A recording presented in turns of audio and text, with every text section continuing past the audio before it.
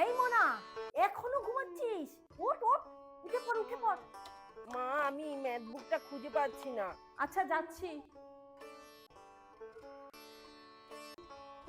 সব ঠিকঠাক করে টুকে নিয়ে আসবে।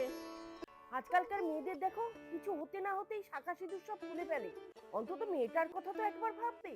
কি মারে বাবা।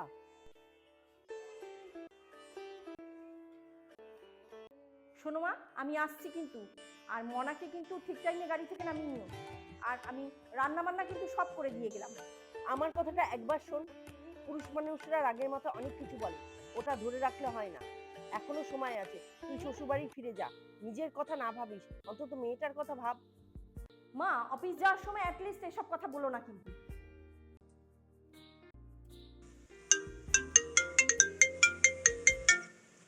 হ্যালো, কি এখনো বাড়ি ফেরেনি? দাঁড়াও দাঁড়াও দাঁড়াও, তুমি দাঁড়াও, আমি ড্রাইভারকে ফোন করছি, দাঁড়াও।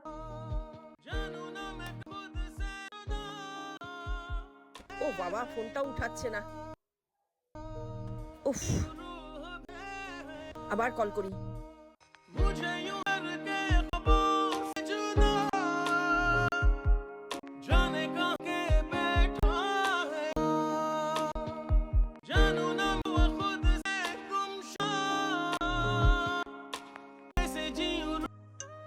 Anything is wrong, Ria? Sir, I have to call please. হ্যাঁ বলো। এসেছে? হ্যাঁ, ঠিকমতো ঘরে পৌঁছেছে তো? ঠিক আছে ঠিক আছে, আমি আমি বাড়ি গিয়ে শুনবো। ঠিক আছে বাবা, হোমওয়ার্ক কর হোমওয়ার্ক কর। কি রে, মুখটা ওরকম করে ম্যাম আছিস কেন? বকেছে। ম্যাডাম বকেছে? কেন? স্কুলের ফিস ক্লিয়ার হয়নি ও। বলে ম্যাম বকেছে। স্কুলের ফিস দেওয়া হয়নি বলে? ঠিক আছে, কালকে দিয়ে দেবো।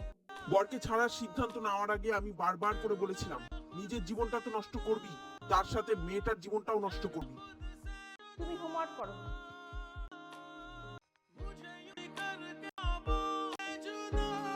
এই দিদি, শুয়ে পড়, অনেক রাত হয়ে গেছে তো।